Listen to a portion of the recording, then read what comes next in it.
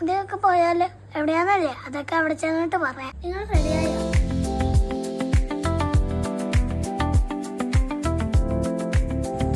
രാത്രിയായി 3 നേരം നടക്കുമെന്ന് അറിയില്ല. നമ്മൾ പൊക്കോണ്ടിരിക്കുവാണേ.